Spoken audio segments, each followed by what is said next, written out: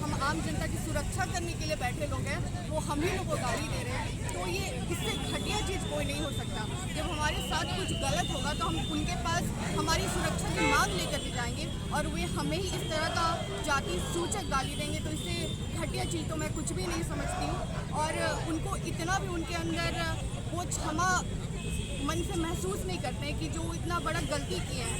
पूरे राज्य के लोग, पूरे देश के लोग उनकी ये घृणित करतूत को देख रहे हैं, फिर भी वो एक बार माफ़ी मांगने के लिए सामने नहीं आए। तो अब तो हम बर्दाश्त बिल्कुल नहीं करेंगे, उनसे माफ़ी तो चाहते हैं और साथ ही साथ हम चाहते हैं कि उनको यहाँ से बर्खास्त किया जाए। हम आदिवासियों के साथ लगातार शोषण हो रहा है और ये एक एग्जाम्पल है जो हम देख सकते हैं कि किस तरह से हमारे साथ हर जगह पर, हर फील्ड पर अत्याचार किया जाता है, गलत किया जाता है। आदिवासियों की सुरक्षा के लिए ST/SC एक्ट जो है प्रभावी तरीके से लागू है। थाने में शिकायत करने के बावजूद भी उस प्रभावित नहीं हो पा रहा है।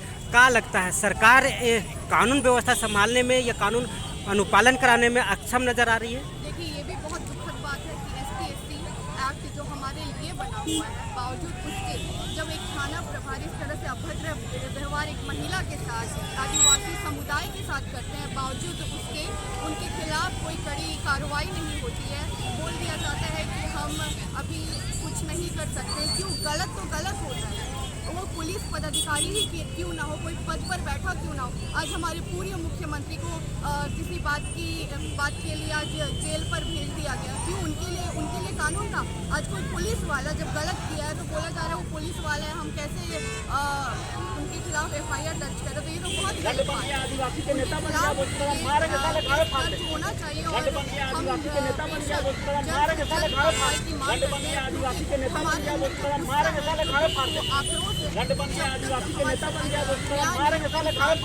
एक्शन नहीं हो रहा है, आगे की क्या योजना रहेगी? देखिए, इस चीज़ को मैं राजनीति का नाम नहीं देना चाहूँगी, क्योंकि ये हमारे साथ गलत हुआ है तो हम उसके खिलाफ यहाँ पर आवाज़ उठाने के लिए आए हैं। और अब जब वीडियो देखेंगे तो वाकई बहुत दुख होगा।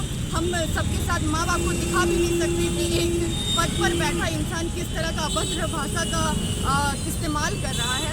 तो हम आगे बस यही चाहते कि जो गलत हुआ है उसके लिए उसके खिलाफ कार्रवाई हो और जल्द से जल्द कड़ी कार्रवाई हो, ताकि आने वाले दिनों में, क्योंकि बीते कुछ समय से आदिवासियों के साथ अत्याचार लगातार बढ़ चुका है और ये खत्म नहीं होगा।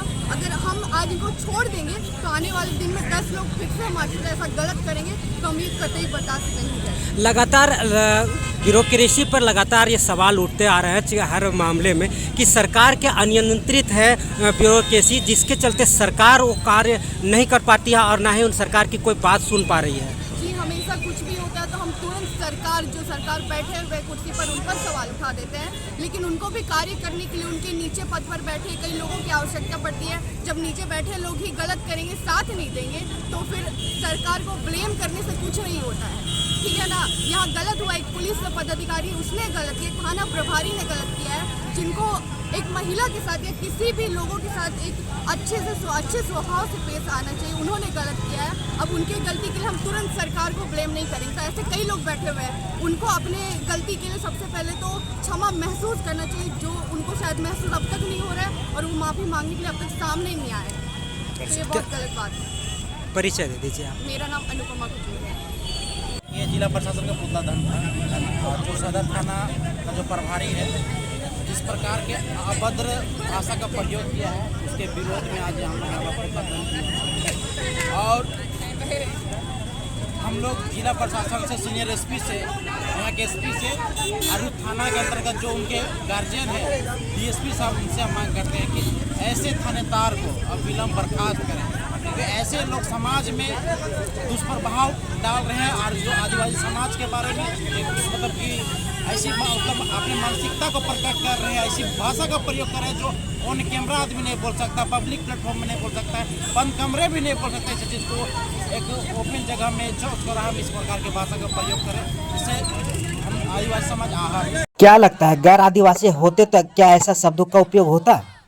वो जानते हैं कि आदिवासी भोले भाले रहते हैं और शालीनता से वो हर चीज़ का प्रयोग मतलब अपना परिचय देते हैं। इस कारण से आदिवासी समाज को टारगेट करके ऐसा अभद्र भाषा का प्रयोग करते हैं। तो आज पुतला दहन के आगे का कुछ कार्यक्रम भी है? आगे हम लोग जो ST/SC थाना में जो FIR लॉन्च किए हैं वहाँ भी हम लोग वहाँ जाएंगे और उनसे पूछेंगे कि सप्ताह भर हो गया, आपकी कार्रवाई में क्या आगे मतलब काम हुआ है, उसमें हम लोग परिचय कर दीजिए कैमरे का। विकास तिर्की, सामाजिक कार्यकर्ता। पुतला दहन किया है, क्या कहेंगे? आज हमारे मुख्य उद्देश्य पुतला दहन करने का है। एक थाना प्रभारी होके, एक वर्दीधारी करके, उसको ये पता नहीं है कि हमको किस तरह से एक लाइन से बात करना है।